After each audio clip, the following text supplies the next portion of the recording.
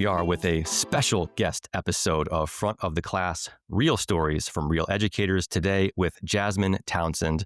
And Jazzmyne has just won a DC Teacher of the Year award and was nominated and a Final Four finalist for a National Teacher of the Year award. So Jazzmyne has been on a whirlwind tour, featured on major media publications in the last couple weeks, couple months. So thank you for taking time to speak with us with Moreland, Jazzmyne. And curious, how do you introduce yourself to other educators in the profession? Maybe what they're wondering, what do you teach? Where do you teach? How long you've been doing it? Especially maybe after some of these recent accolades that you have earned. So how do you introduce yourself to others in the profession?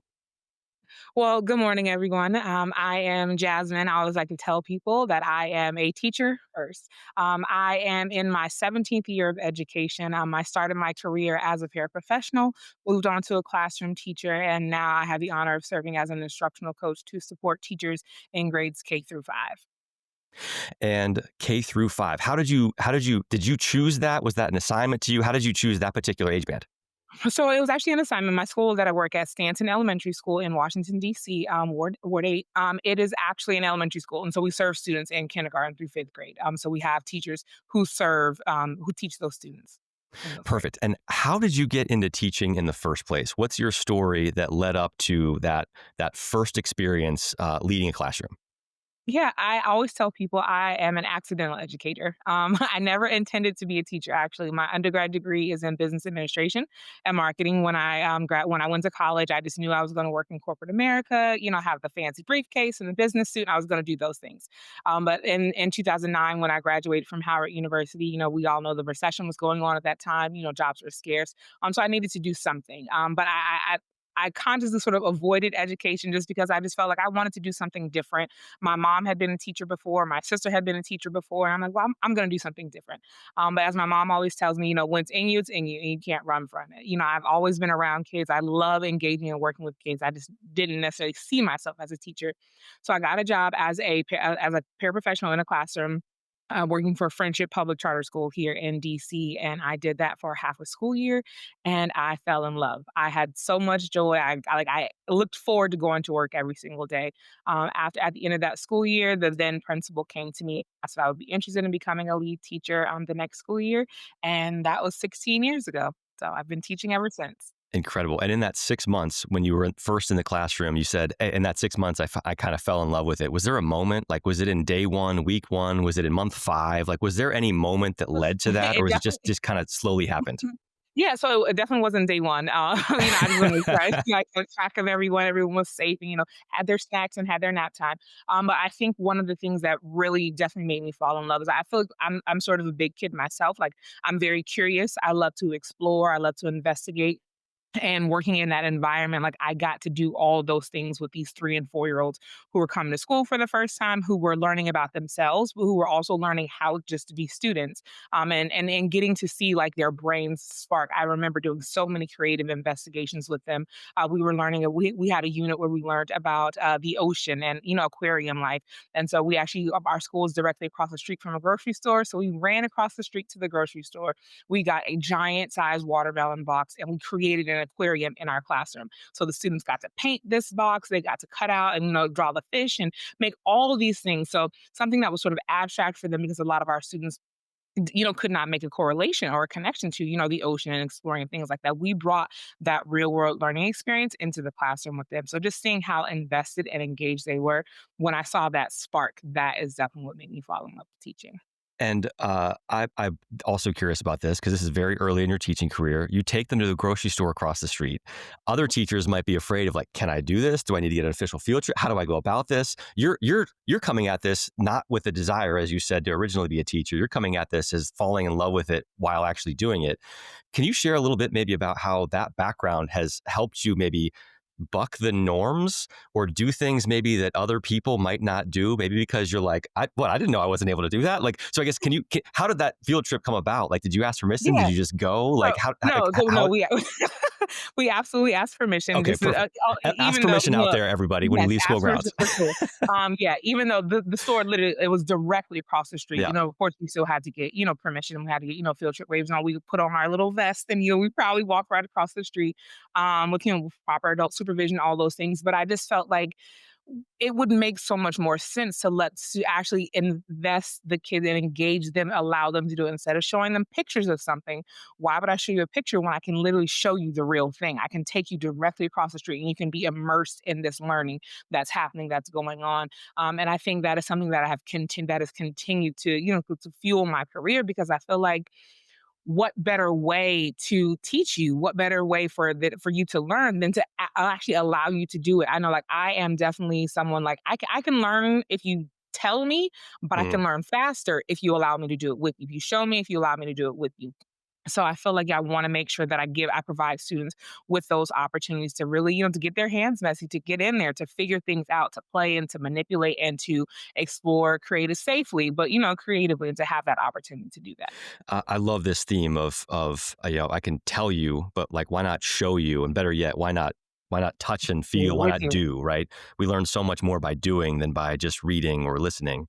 And it seems like that story lit you up a little bit. I'd love to hear like how else, if at all, have you kind of attempted to bring actual doing, maybe some creative things that weren't done in the classroom before into the classroom so students can look and see and feel and do instead of just read or hear or watch or listen? Like, what else have you done to help make that learning come more alive? Absolutely. I remember when I was teaching first grade, we were teaching a unit about inventors and inventions, and we did a study on the Wright brothers. And, we read all the text, and, it was wonderful. We had, the graphic organizers and the activities and all of those things. And I think the learning went well. But again, I'm always like, how can I make this more concrete for you? How can I make sure that when you leave this classroom, like, you can speak to me about what exactly the Wright brothers did, and you can put yourself in the mindset of what the Wright brothers had to go through, that invention process. So I got some unconventional materials for my first grade students, balloons, straws, cotton balls, cardboard, and I allowed them to plan, design, and create and build their own airplanes in the classroom. And so they were able to use the anchor text that we were studying in that unit to sort of review the steps in their process. They were able to draft and to create their plans first, and they worked in teams to try and create this version of an airplane, making sure that the plane had the propeller and had all the wings and all the components that were needed. So again, making that learning come alive. Yes, you read about it in a book, but now you get to experience it yourself. Yeah, fantastic. And this seems like then it's something consistent that you have done in your teaching career is trying to make the learning come alive in some way. Is there anything I else? do have Maybe. one more story. Yeah, yeah. Go ahead. Please Yeah. share. I'm also thinking about when I was working with students. We were working on retail, like learning how to retell stories, and this was a pre-kindergarten student who I was working with, and we were doing the story of the Three Little Pigs. And we, I'm like I said, I'm very much a big kid myself, so I want to make it fun. So we actually built our own like versions of our house, the Three Little Pigs houses. And so we took some milk cartons that we had after lunch one day, and we got to just tape some, again, unconventional material. So we put some sticks on there, we had some popsicle sticks, and we used a blow dryer to simulate the big bad wolf. So he tested out, he put his materials, onto the milk carton, and he was weird, but he used the blow dryer to test out whether or not the house was sturdy, whether or not it was going to fall down. So again, retelling that story, connecting and making it a real world learning experience for them. I think that is what solidifies learning. And I think those are the memories and experiences that you give kids that they can look back on when they are in high school, when they're going on to college, and they can think back, oh, like I really remember this one lesson that I had in preschool and pre-K. So just giving them those experiences that are joyful. Yeah, I mean, thank you for doing that because it's so easy. It can be easy for a teacher to just not use that curiosity that you mentioned, just teach from the book, do the same thing over and over again. But it's refreshing to hear, like, no, I'm going to make this new. I'm going to make this fun. I'm going to hopefully make a memorable experience that 5-year-old, 6-year-old will remember 10, 12, 15 years from now. Seems like that bringing that curiosity and education to life in the classroom is something that you've consistently done in your teaching career. It seems like that's a theme that you live by, that you kind of infuse into your classroom. That word can kind of be a foundational thing that you bring to the first day, first week of a classroom of potentially the expectations that you expect of maybe you, your students, and your parents.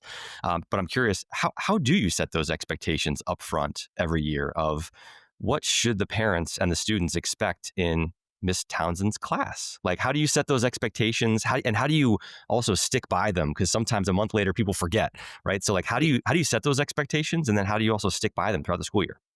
Yeah, absolutely. I think one of the most important things is relationship building, and not just for the sake of compliance, just to say that, hey, I introduced myself, I'm your child's teacher, and then I'm never going to talk to you again until parent teacher conferences or anything like that.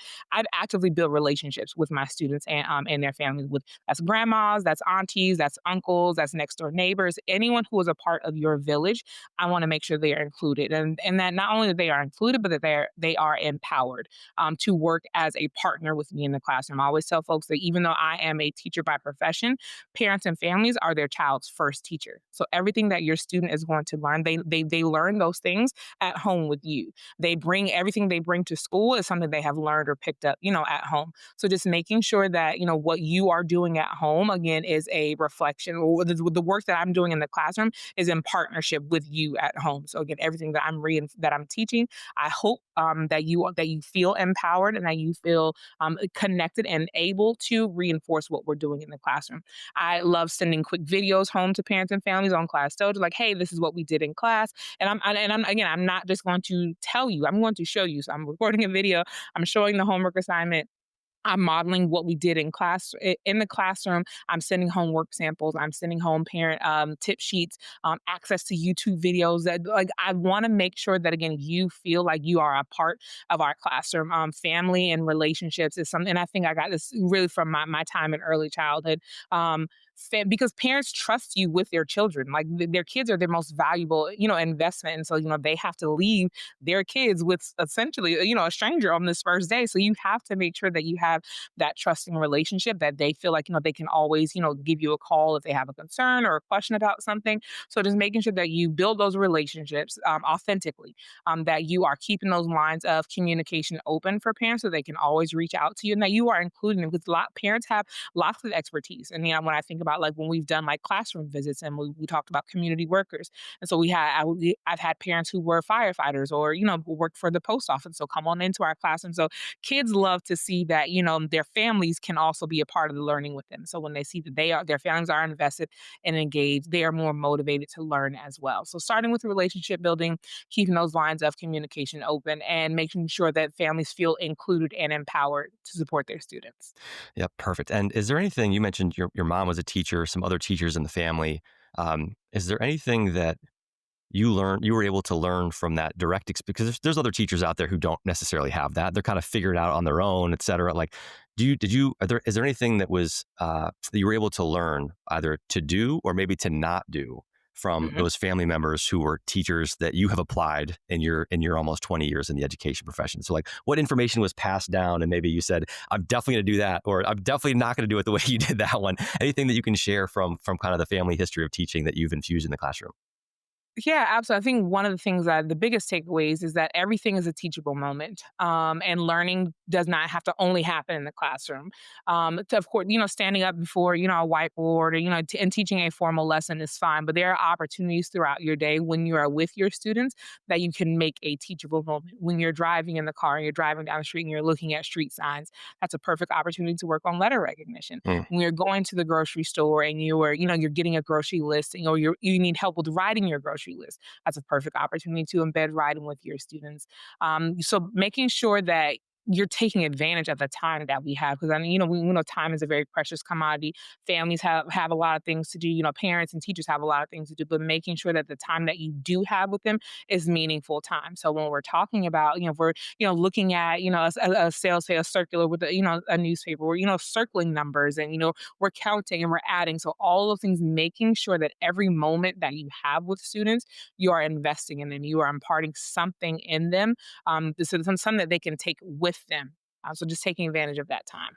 Yeah, one. This is gonna be a stupid example, but like I've got a little guy who's almost 3, and just working on counting. Right, so sometimes it's like, hey, all right, you're doing that in 10 seconds. I'm gonna pick you up, and we're gonna change activities. I'm gonna count to 10, and I realized after doing that a million times, I was like, all right, well now he knows how to count to 10, but he keeps saying 11, and 18 goes to 15. So then I was like, all right, now I'm going to count to 10, but I'm going to start at 11 and I'm going to go to 20.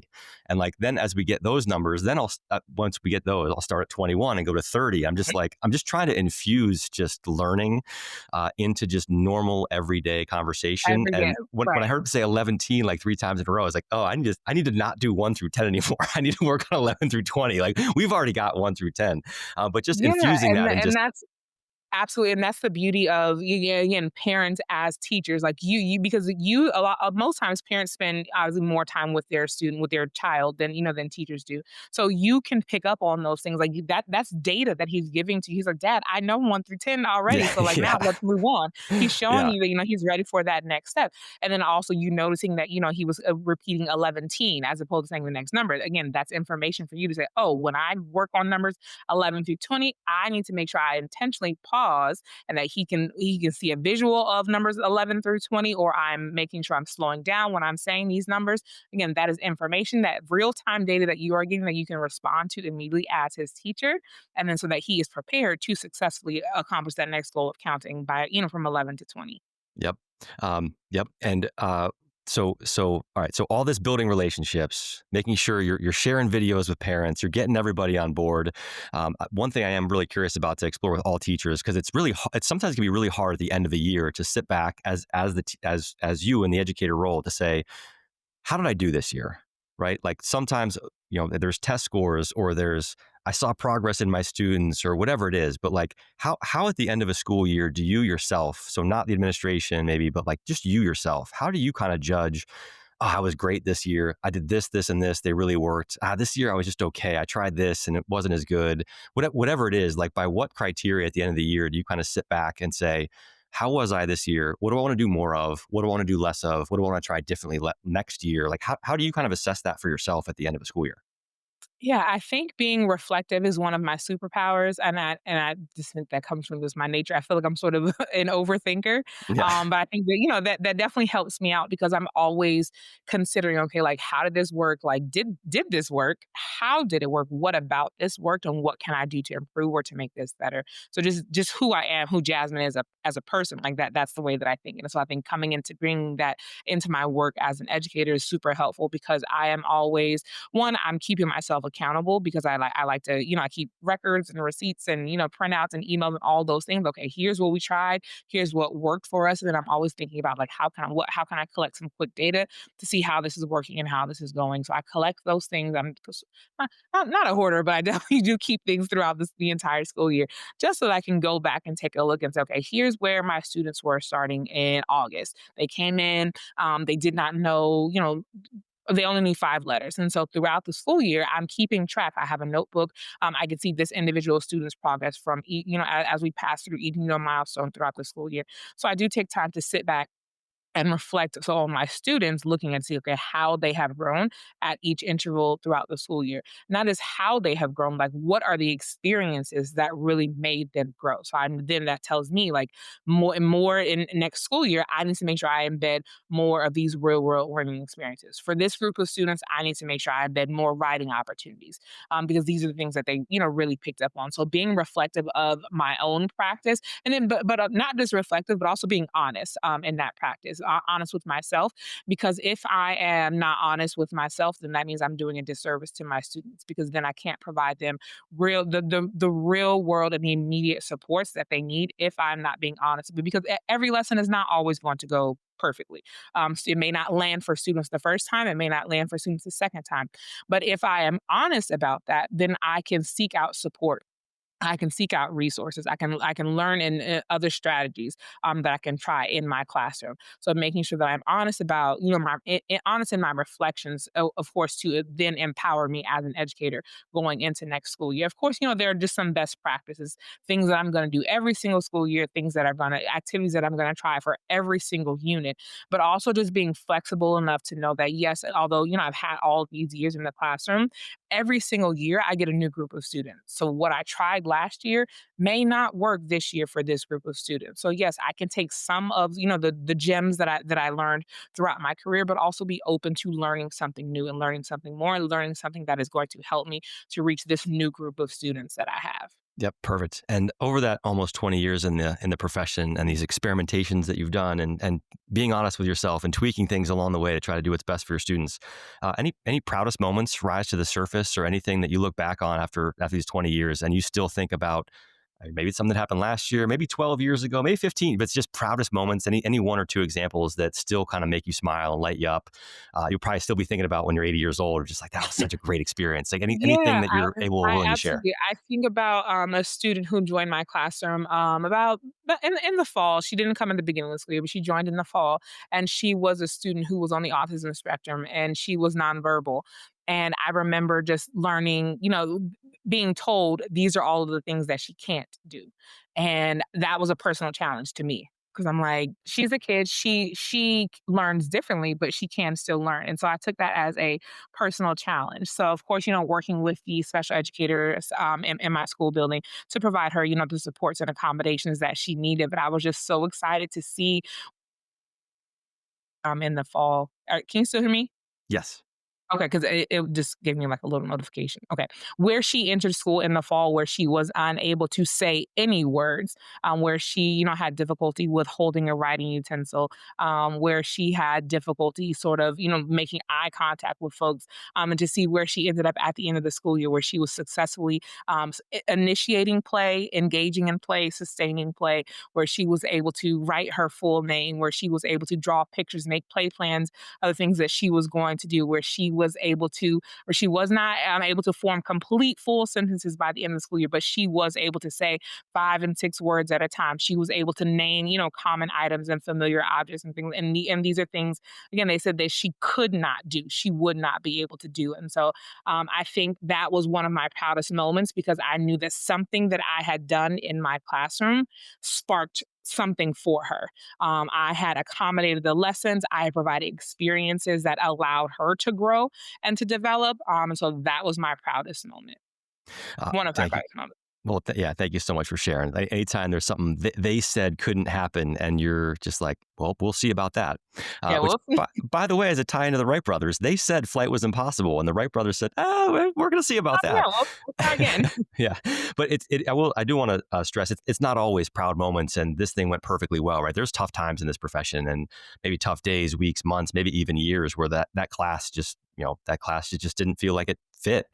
So can you share maybe a little bit about any tough times, tough moments, weeks, months, whatever it may be, and then ultimately, how do you power through? How do you bounce back? How do you show up the next day just smiling like you are with us today? So any tough times you can talk about or share, maybe no names if you don't want to, that's fine. Oh, yeah, no. But then how do you bounce back? Like how do you get going again after a tough day, tough week, tough month? Yeah, absolutely. There, I will guarantee you are going to have tough times. Yeah. I recently I had done a keynote speech for teachers, and it was one of the first things that I shared. Yes, teaching is joyful. Yes, this work is amazing and fantastic, and all of those things. But it's also hard work. It is very grueling work at times because you are giving so much of yourself. Teachers are much more than folks who just stand in front of a classroom and read from a book. Teachers are counselors. Teachers are hairdressers. Teachers are substitute parents. Teachers are lots of things to students and families on top of trying to have like your own life and things that you have going for yourself. So on those tough days that ultimately will inevitably come, those tough days is that you have to really ground yourself and why you're doing this work. It cannot be for a paycheck. It cannot be for summers off. It cannot be for winter break or spring break. It cannot be for any of those things because all those things are fleeting. And if you are entering school in August and your year starts out kind of rough and you're just trying to make it to December to winter break, you are going to have a terrible time in the classroom and you won't really get the most out of this experience. So you really have to ground yourself in the why. Why are you showing up every single day? Thinking about what are the experiences that sparked your interest in education? Who were the people who poured into you as an educator to make you say, "Oh, I could do that. I could be successful at that." So thinking about all of those things and then sort of grounding in, okay, what is the mark that I want to leave on my students? what kind of learners do I want them to be when they leave my classroom? When I retire as a teacher, what are other teachers going to say about me? What is going to be my teaching legacy? And that why is the thing that is going to sustain you on those tough days, on those days where you feel like I have not, I can't get through this lesson. This is not landing for the kids. This is not working. Like your why is what is going to sustain you and was going to carry you throughout the rest of your career. Can you share a little bit about your why? Like, is that Absolutely. something that you look at every year, every week to remind yourself? So can you share a little bit about your why and how often you come back to that statement? Yeah, absolutely. So I think my why is that I want learning to be joyful. I think that all children deserve access to joyful learning experiences. I also strongly believe that literacy is what helps us to access the world. Right. I think every child should have the opportunity to learn how to read and to become a strong reader. But I want to make sure that my emphasis every day that I'm going to the classroom, I am infusing and investing in lessons that are going to help them to build their literacy skills. I think that, of course, reading and writing should be taught hand in hand. I think that every student has a voice, every student has something to say, and I want them to know that their voice can be represented through their writing, which is part of what inspired me when I wrote my children's book. I was actually teaching kindergarten at the time, and I wanted my students to learn Black history in a developmentally appropriate way. But of course, before we could get to any of that, like they had to get the nuts and bolts of writing. And so we were teaching a unit on story elements, so talking about the role of authors and illustrators and what they do. And so I had finished my manuscript at the time, and I was working with an editor. And I was like, this could be something that I could use to get buy-in from my students. And so I told them that I was going to become an author, and they were just so thrilled at that. And I was like, well, guess what? You guys can be authors too. And no, we can't, Miss Townsend. Oh, really? You gotta wait till you get bigger. You gotta be a grown up. My students were 5 at the time.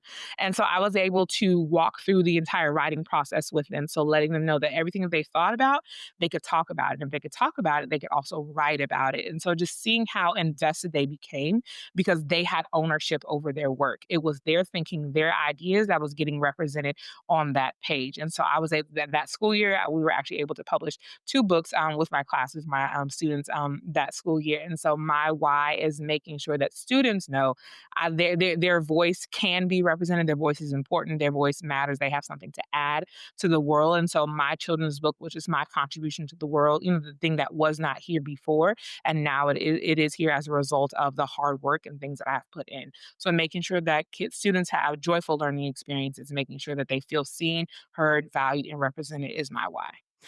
Thank you for sharing that. It is still sometimes hard on a hard day, hard week, whatever it may be, to still get past that. But it's much easier to come back the next day fighting, smiling, doing that when you have that why, as opposed to my why is I can't wait for that 2-week break at December. It's Yes. just when your why is that I don't know what the right word is. I don't know, shallow, maybe fleeting. Like Mhm. I think you used the word fleeting earlier. Yeah. It's really hard to jump back in the saddle again on a Tuesday and be excited. But when your Yeah, because why if has you're that just much, trying to dredge through and yeah, just trying to get all all you started school in August, or you're just trying to make it to December, because there's nothing that's motivating you yeah. in the in between. Tough days are gonna come, and they're gonna knock you down, and your why is the thing that's gonna help you get back up. If you're just trying to just struggle just barely to get there, you're not gonna have that motivation to want to get up and be better. And sometimes like you have to force yourself. Sometimes you will experience challenges and things that just make you question what it is that you're doing, but holding on to that thing that's driving you on the inside, that's what's gonna help you get back up and show up every single day. And we've got to talk about and give a plug for this book of yours. So what's it called and where can people find it? Absolutely. My children's book is called Hattie Leads the Way. It introduces us children to the iconic African American figure, Harriet Tubman, and teaches her story in a developmentally appropriate way. So Hattie's a little girl on her school's playground. There is a brand new jungle gym she really wants to go and play on, but there are some mean big kids who are trying to stop her from making it to the other side, what we call the playground promised land. So Hattie has to demonstrate bravery and perseverance to successfully lead her friends to the other side of the playground, reminiscent of Harriet Tubman and the Underground Railroad. And so while that concept is very abstract for 5-year-olds to learn, kids can make a connection to a time they had a goal and something tried to get in their way. They've been on the playground and someone knocked them off the swings, or something happened that tried to stop them. But it teaches kids the power of resilience, the power of perseverance, the power of creative thinking, and believing in yourself. So the book is available on Amazon as well as Barnes and Noble. Perfect. Thank you. And you had another extracurricular activity that I want to highlight because it just sounded incredible. And this was right before the school year, a recent school year started. You started a program, and this program involved getting clean clothes to your entire classroom and a book reading day during the summer when we're not even doing school, and getting people to actually still commit and do it. Can you share a little bit more about what this event was and how it came about? Absolutely. The program was called Loads of Literacy. And we thought about, what are some of those things that are sort of inhibiting kids from getting to school? And here in DC as well as nationwide, chronic absenteeism is a thing. And so we wanted to figure out what are the things that are stopping kids from being here at school. And we know that clean clothes is one of those things. So, kids feeling embarrassed if they didn't have, clean clothes when they came to school, or families just not having access to those needed resources. And so we thought about, well, what is a way we can meet that basic need for those families? And so I had the joy and the honor of partnering with a former student's parent. Actually, I taught a student when she was in preschool and pre-K, and she's now a high school sophomore. So I was able to partner with her family, who had just recently opened a laundromat in our community. And we were able to host and provide laundry services for all of our families completely free of charge. Families could bring in as much laundry as they had and wash and fold all their laundry. We provided detergents, all of those things. And while the washing was happening, we had local authors to come out and do some read alouds. We gave away books, we gave away school supplies to help build their at home libraries to start them off on the school year. Because again, we wanted to make sure we were providing and meeting just those basic needs of families. Families have so many things that are going on and so many demands. And so if we could make sure if we could connect you and bring those wraparound services, give you what it is that you need to feel successful, we know it makes a difference. Because when you have clean clothes, you feel better. When you look good, you feel good. And so you can show up confidently as a learner, in the classroom. You're not worried about someone seeing a stain on your shirt, or someone seeing, the same pants that you had on yesterday, because you feel better about yourself as you are showing up. And so we wanted just to make it was something, provide a practical resource for families to keep them engaged. We provided tip sheets on, making reading fun at home, how to engage students in reading outside of the classroom, all those things. So Loads of Literacy was a huge success. So, Loads of Literacy, providing free laundry services to your classroom, free books. We've got writing your own children's books, national finalist for Teacher of the Year, spending plenty of time in the classroom, organizing all kinds of extracurricular activities and field trips, like going to the grocery store and making a watermelon box aquarium.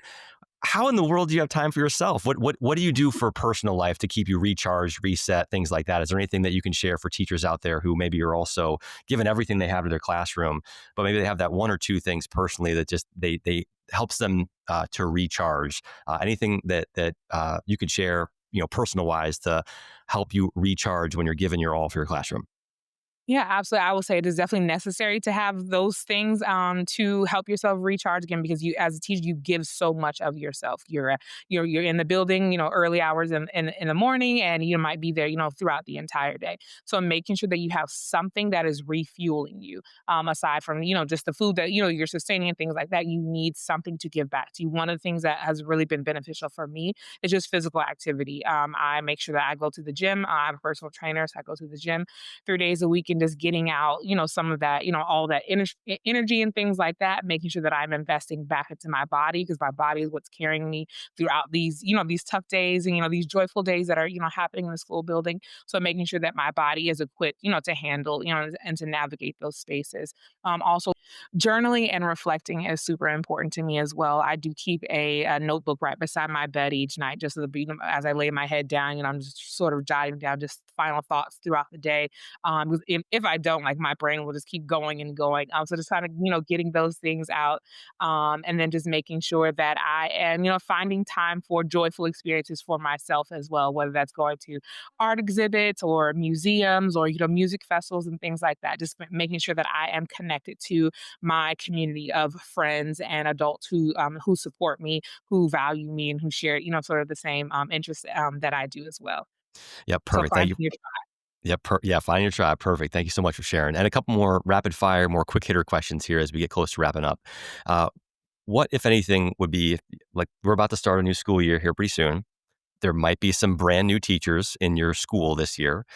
What, if anything, is the number one piece of advice that you like to give to those brand new teachers? Maybe they're in their first year and they're just looking for guidance. They're looking for help. What is it might be different for different people, but what's maybe a consistent theme that you see of an advice that you give to brand new teachers to help them out? tribe. I would say making sure that they're coming into the school year with a mindset of collaboration as opposed to competition. Everyone in the school building should be aligned to the same vision, the same goal of supporting learning for all students that are that are inside of that building. So although they may not be students who are in your classroom, or you who you are the teacher of record for, every student in that building you become responsible for. So making sure that you are working together with your colleagues and with your peers to enhance these learning experiences. I can guarantee you that teachers who have, these 20 years of experience in the classroom, they are a wealth of knowledge. So you have to see them as as such. They're not someone who's trying to compete with you. They're not someone who's trying to take your spot. They have a wealth of knowledge. So making sure that you are connecting with these teachers, because of course you come into the classroom, you know what you know, you've learned everything that you learned from professional developments and things like that. But what we learn in theory is very different from what we learn in practice and being in the school building every single day. So bringing what you know from your book smarts to connecting with your colleagues in the building who have been in the building for, 10 years, who have been with, this certain group of students or know their families or anything like that. Like we are all colleagues are resources to be tapped into. So that again, that everyone, the work that everyone is doing is working collectively to improve teaching and learning. So don't come into the school building feeling like, you're the brand new teacher and, you can't ask anyone for help. You can't ask any questions because folks are going to look at you like you don't know what you're doing. Like, it's okay. Like, be vulnerable, be open, be willing to learn, be willing to make mistakes, but know that you are working in a profession of folks who are supporting you, who are here to make sure that the learning is happening for all students. So making sure that you connect with your school community. And anything you're especially looking forward to in the next, say, 3 to 6 months? We're about to start a new school year here in a little bit. Is there anything with this upcoming class that you're really looking forward to? You've got a new lesson that you've never tried before that you want to do. Like, is there anything in particular that even after 20 years you can still look forward to in this next 3, 6, 12 months? You pick your time frame to still get you energized. Maybe it's something new, novelty, like anything you're looking forward to over the next school year. Yeah, absolutely. One of the things my district has put in place, our instructional priority for this school year, is thinking about the metacognitive process, and how ensuring that metacognition is happening for our students throughout productive struggle. So, productive struggle, making sure the students are engaging in rigorous learning experiences that are challenging but not inaccessible to them. We don't want to just give them hard work. We want to give them rigorous work that is going to ask them to to perform at those higher levels, and making sure that students learn how to think about their thinking. Because again, I think when you have control over that, when you have an awareness of what you are thinking about, how you are learning, you can then become more reflective and say, okay, well, this worked, this didn't work. Next time I try this, I'm going to do this. So I think taking on that metacognitive work for students and teachers is really going to help to grow stronger, smarter learners. So I'm looking forward to diving into that. And then for you in particular, did you after getting your teaching certificate, did you go also get a master's degree? And if so, when did you do it? Why that time? What did that unlock for you? And if not, also share a little bit about why not. So can you share about your approach to a master's degree?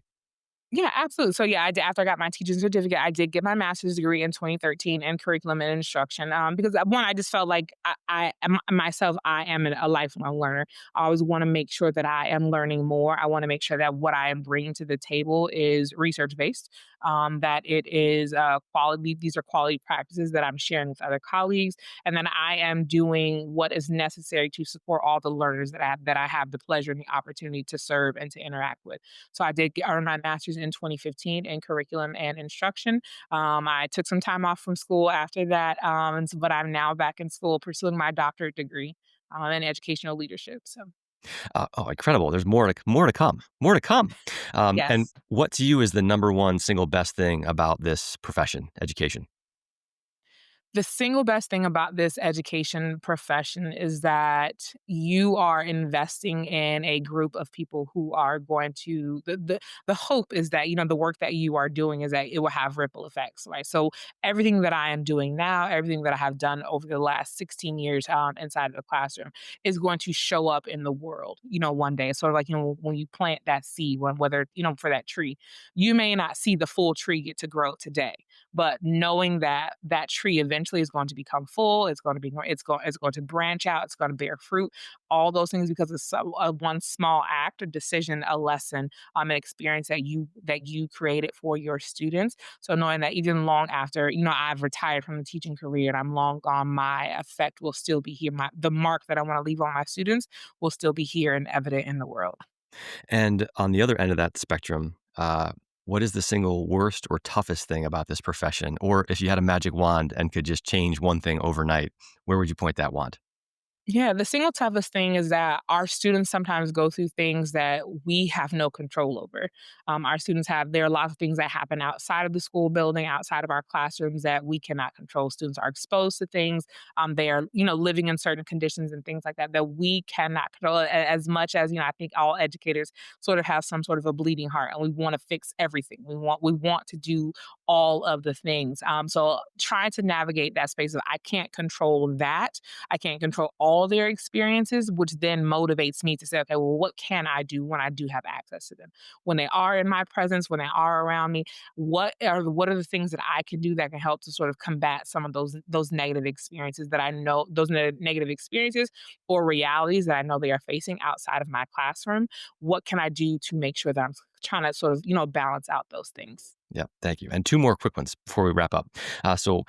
Is there maybe any one to two things, especially after your path of seeing people in the family be educators and then not wanting to do it and then jumping in and loving it after 6 months and doing it almost 20 years?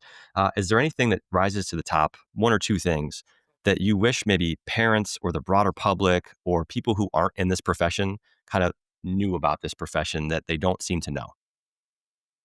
I would say I think what people don't seem to know is that I think the assumption is that people who become teachers are just teachers again, just for the paycheck, just for the summers off, and that is far from the truth. I think that people need to know that teachers bring their best selves, and also teachers sometimes we're still learning too.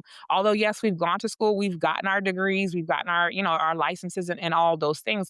Again, what we learn in it from a textbook, from theory, is not the same thing that we learn in practice every single day. So as we are entering these classrooms and these spaces, those are also learning environments for us as well. As professionals, we learn from each new group of students that we get every single school year. Okay, this strategy worked, this strategy does not. So we are constantly in a process of learning, so making sure that and we also don't have the idea, that we know it all because we definitely don't. We need our parents and families. We need them to be connected to the classroom. We need them to support the learning and the work that is happening inside of our classroom so that students know that, hey, Miss Townsend is invested in me and my mom is invested in me. Like they're all coming to family literacy night. So that students know that everyone who is where all the stakeholders who will have access to them care about them and support them. So teachers are still learning. We need our parents and families, and we are bringing our best selves to this work.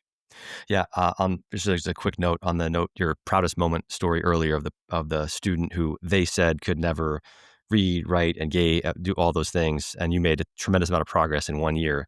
To your point about the book learning and the actual reality of being in the classroom are two different things. I'd be willing to bet there was no book that said, "Hey, when they say a student can do this, just accept it." Or Yeah, no, I guarantee there's no book that said like, "Yeah, they can do it. You figure it out yourself." I'm sure you can figure it. There's no book that said that. You took that upon yourself to say like, "No, I'm going to make a difference. I'm going to be the one that makes a difference." absolutely, because again, while I acknowledge that, yes, she had learning differences, she Yeah. needs to learn in a different way than all the other students did, but it did not mean that she was incapable of learning. I just had to try it a different way. And I think that that is one of the, the mindsets that you have to have. Every student, every single student, no matter what their experience, their background, any of those things, every single student can learn. You just have to be willing to find the way that they best learn. What works for one student is not going to work for another student. And sometimes that's ruling work because it's okay. I've planned this lesson, Yeah. I've planned this experience, I've done all these things, and this is how I want it to go. The reality is, that may not work for every single student. So you have to sort of like an undoing of yourself. You have to be vulnerable, you have to be flexible and say, okay, like it didn't work out this way. Let me try it again. Let me be malleable to figure out how can I best support the needs of all of my students. Almost like you're running a bit of an improv class. I got a loose plan, but I got a riff and I got to improv a little bit as I go Exactly. along. I know I'm flexible on how we get. I know Yeah. where I want us to go, but Yeah. I'm flexible on the route that we take to get Yeah, there. exactly. And last question, any last words of wisdom, anything that we didn't have a chance to talk about that you'd really love the audience to hear, or maybe anything that we did talk about, but you're like, it's so important, you want to say it one more time. So any final or repeated words of wisdom to any teachers or prospective teachers out there? Absolutely. I would just double down on the fact on the message that what is going to sustain your career again is making sure that your why is connected to something that is intrinsic. It's not anything that you're going to learn in a professional development. It's not something that someone else can tell you, something that someone else can teach you. Your why is the thing that drives you and fuels you. It's not going to be the same as your colleagues or the other teacher across the hall. Your why is the thing that is going to motivate you, that is going to sustain you. And you walking into your classroom, especially as a first year teacher, you may not know your why just yet. It may take you 6 months. It may take you 5 years to figure it out, to really to hone in. And your why can change. Your why you can add to your why. So just understanding that your motivation for coming into this work, it can't just be, something fleeting. It really has to be connected to something that is deeply rooted and that will ground you and sustain you throughout the rest of your career. So find your why. Find your why. Well, perfect, Jazzmyne. Thank you so much for sharing your real stories from a real educator. Congratulations on all of these well-deserved awards and nominations. And I mean, especially for your Loads of Literacy program that you just decided to start to just go get parents and students out in the summertime cleaning clothes, reading books. Like it's just like you can just go do things. Like if you're a teacher and you're thinking like, I sure wish someone would do this for me. Like you were just like, no, I'm just going Nope, to go do this. you do it. You can Yep, go do absolutely. things. So thank you very much for showing other people the way that you can just go do things that have a positive impact. Thank you for all that you do. Absolutely. Thank you so much.